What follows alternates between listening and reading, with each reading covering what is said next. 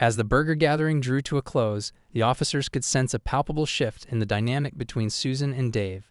The once heated tension had been replaced by a more introspective, almost conciliatory tone. "So where do we go from here?" one of the officers asked, his gaze shifting between the two neighbors. Susan let out a contemplative sigh, her manicured brow furrowed in thought. "Well, I suppose I can understand Dave's perspective a bit better now. I know I can be a bit overbearing at times when it comes to enforcing the HOA rules, but I truly do believe those rules are important for maintaining the character and property values of our community." Dave nodded, his expression softening. "And I can appreciate that, Susan. I know you're just trying to do what you think is best, but sometimes it just feels like there's no room for flexibility or compromise. I want to be a good neighbor, but I also want to be able to enjoy my own property without constantly worrying about the HOA." The officers listened intently, sensing an opportunity to help the two find common ground. "It sounds like you both want the same thing. A harmonious, well-maintained neighborhood that everyone can take pride in. The challenge is finding a way to balance those priorities in a way that works for everyone." After a moment of contemplation, Susan spoke up again. "You know, maybe we could find a way to compromise on this. Perhaps Dave could do his automotive work in the garage, or set up a small screen or barrier to keep it out of plain sight. That way he can still maintain his car, but it won't be as visible from the street." Dave's eyes lit up, a small smile tugging at the corners of his lips. "That's actually a really reasonable idea, Susan. I think I could definitely work with that. And in return, maybe I could help out with some of the community projects or volunteer my time to help maintain the shared spaces. That way, we're both contributing to the greater good of the neighborhood." The officers nodded approvingly, pleased to see the two neighbors finding a mutually acceptable solution. "It sounds like you're both willing to compromise and find a way to work together.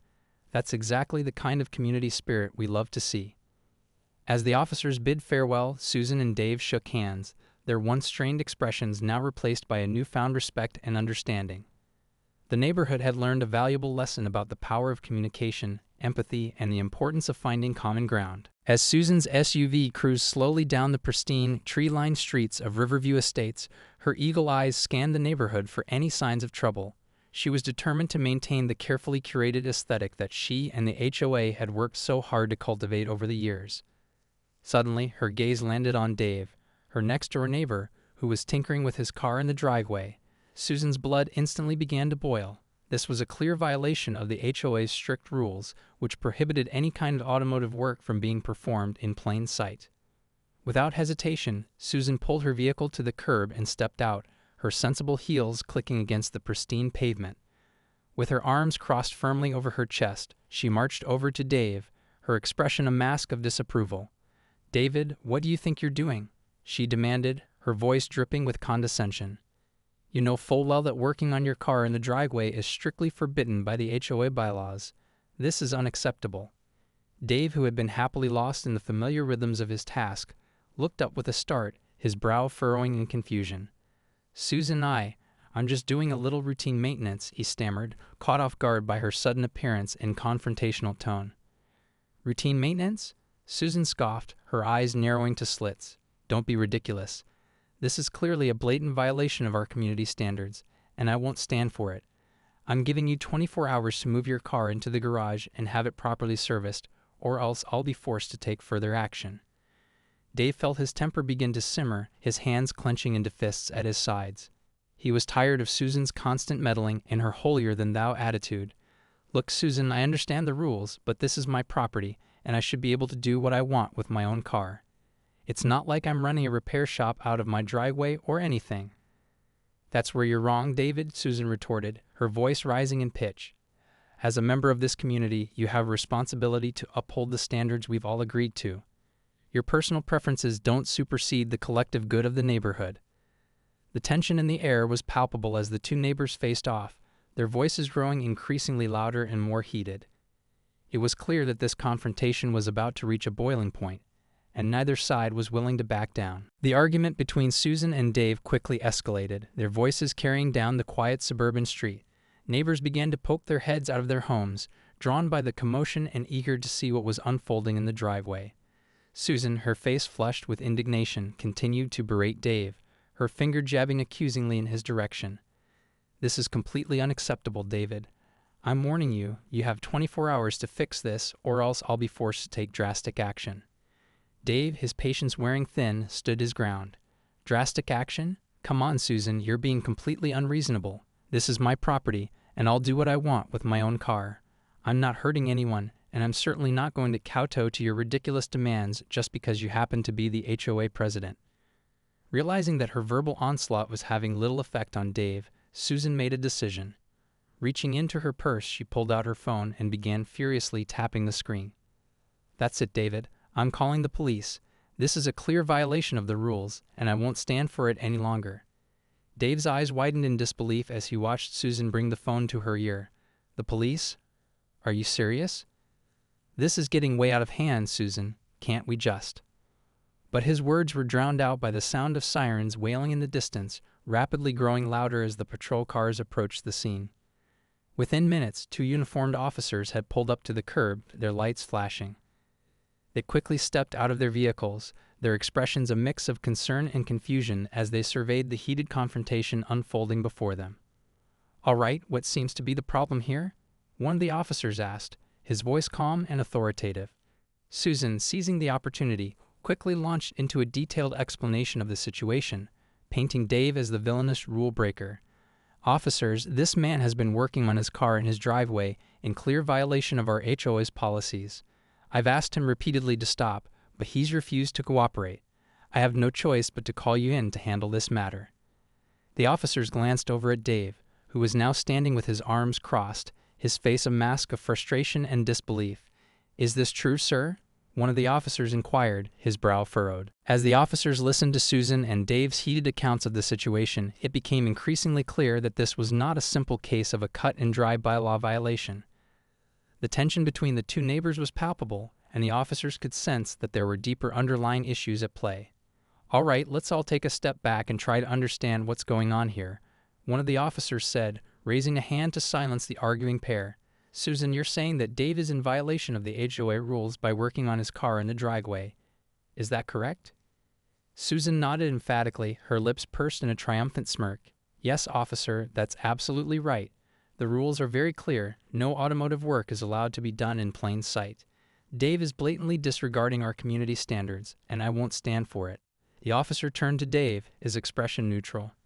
"And what do you have to say about this, sir?" Dave let out a frustrated sigh, running a hand through his hair. "Look, I understand the rules, but this is my own property, and I should be able to do basic maintenance on my car without having the HOA president breathing down my neck about it. I'm not running a business here. I'm just trying to take care of my vehicle." The officers exchanged a glance, recognizing the underlying tension and the potential for the situation to escalate further. Sensing an opportunity to diffuse the confrontation, one of the officers spoke up. "You know, I think we could all use a little break here. Why don't we take a step back and have a burger together? Maybe we can find a way to resolve this issue in a more constructive manner." Susan and Dave both stared at the officer in stunned silence, their mouths agape. The unexpected invitation caught them off guard, and for a moment, the tension in the air seemed to dissipate. A burger?" Susan stammered, her brow furrowed in confusion. The officer nodded, a slight smile playing at the corners of his lips. "Yes, a burger. I think it might help us all cool off and see this from a different perspective. What do you say?" Glancing at each other warily, Susan and Dave reluctantly agreed, their curiosity getting the better of them. Perhaps this unexpected intervention could be the key to finding a resolution to their long-simmering dispute. Susan and Dave, still visibly tense, followed the officers to a nearby picnic area where the 4 of them gathered around a small table. The officers fired up a portable grill and began expertly assembling a spread of juicy burgers, fresh from the patty. As the savory aroma filled the air, the initial awkwardness began to dissipate. Susan and Dave, realizing the absurdity of their heated confrontation, couldn't help but feel a slight sense of embarrassment. Here they were, grown adults, bickering like children while the police officers tried to play peacemakers.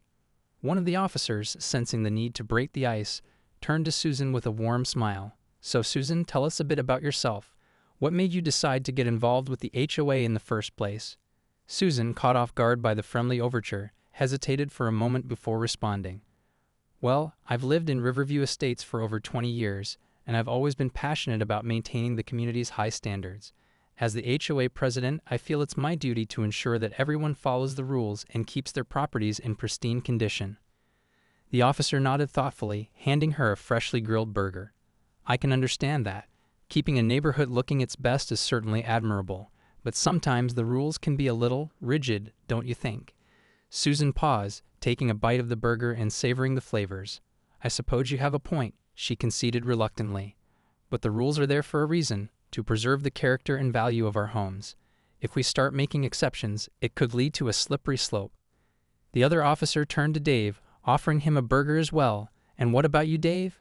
What's your side of the story? Dave, the tension in his shoulders slowly dissipating, took the burger and nodded in gratitude. Well, I've always tried to be a good neighbor and follow the rules, but sometimes I just want to tinker with my car without feeling like I'm being watched and judged by the HOA. It's my property, and I should be able to do what I want with it, as long as I'm not causing any harm. The officers listened intently, nodding in understanding. As the four of them sat together, enjoying the burgers and engaging in casual conversation, the once confrontational atmosphere began to transform into one of cautious camaraderie. Over the course of the impromptu burger gathering, the officers skillfully guided the conversation, gently coaxing Susan and Dave to open up and share their perspectives on the underlying conflict. As they listened intently, sipping iced tea and savoring the juicy burgers, the officers began to piece together a clearer picture of the dynamic between the two neighbors. It was evident that the root of the problem went deeper than a simple driveway infraction. It sounds like there's a lot of history here, one of the officers observed, his brow furrowed in contemplation. Susan, you've been working hard to maintain the high standards of the community, but it seems like that's put you at odds with some of your neighbors, including Dave. Susan nodded slowly, her expression thoughtful. Yes, that's true. I know I can come across as difficult at times, but I truly believe that upholding those standards is important for preserving the value and character of our neighborhood. It's not just about the rules, it's about maintaining a sense of pride and community.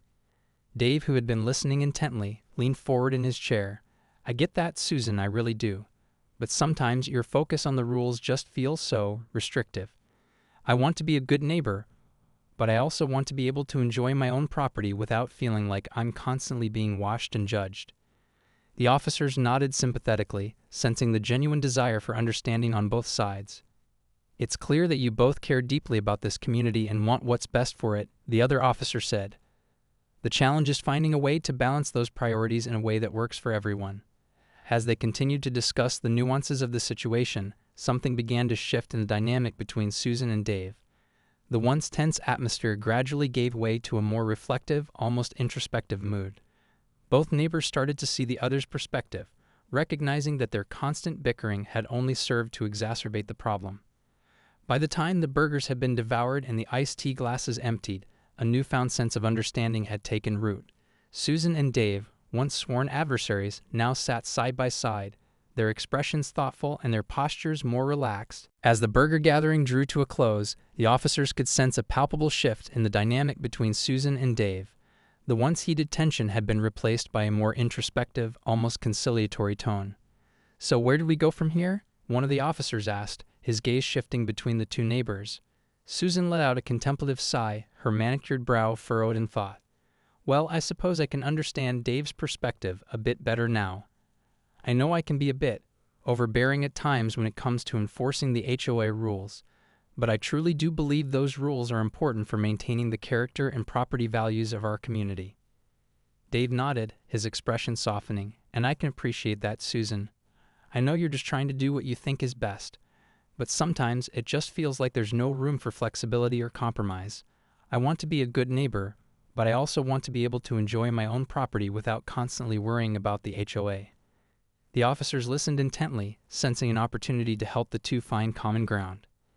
It sounds like you both want the same thing. A harmonious, well-maintained neighborhood that everyone can take pride in. The challenge is finding a way to balance those priorities in a way that works for everyone. After a moment of contemplation, Susan spoke up again. You know, maybe we could find a way to compromise on this. Perhaps Dave could do his automotive work in the garage, or set up a small screen or barrier to keep it out of plain sight. That way, he can still maintain his car, but it won't be as visible from the street. Dave's eyes lit up, a small smile tugging at the corners of his lips. That's actually a really reasonable idea, Susan.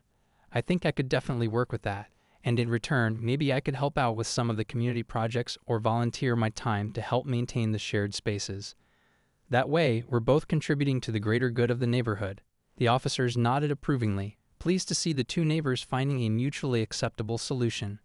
"It sounds like you're both willing to compromise and find a way to work together. That's exactly the kind of community spirit we love to see." As the officers bid farewell, Susan and Dave shook hands, their once strained expressions now replaced by a newfound respect and understanding. The neighborhood had learned a valuable lesson about the power of communication, empathy, and the importance of finding common ground. As the officers drove away, leaving Susan and Dave to their newly forged truce, a sense of satisfaction settled over the scene. The tense standoff that had brought the police to the neighborhood had, in an unexpected twist, transformed into an opportunity for reconciliation and growth. In the days that followed, the residents of Riverview Estates couldn't help but notice a change in the dynamics between Susan and Dave. Gone were the furtive glances and the snippy exchanges. In their place, a newfound respect and even a hint of camaraderie. Dave, true to his word, set up a small screen in his driveway to obscure the view of his car whenever he was working on it. And in turn, Susan made a concerted effort to be more understanding and flexible when it came to enforcing the HOA's rules. The two even teamed up to organize a neighborhood cleanup day, their once adversarial partnership now blossoming into a genuine collaboration. The story of the HOA Karen and the burger diplomacy quickly spread through the community, inspiring the other residents to take a step back and reevaluate their own relationships with the Homeowners Association and their neighbors.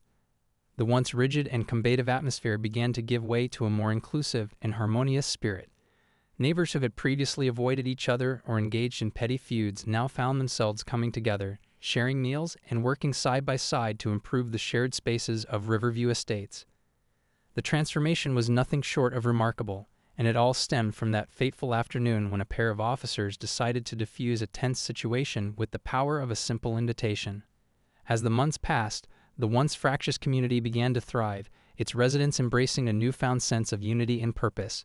The lesson of the HOA Karen and the burger diplomacy had been learned, and it had left an indelible mark on the neighborhood, reminding everyone that sometimes the best solutions can be found in the most unexpected of places.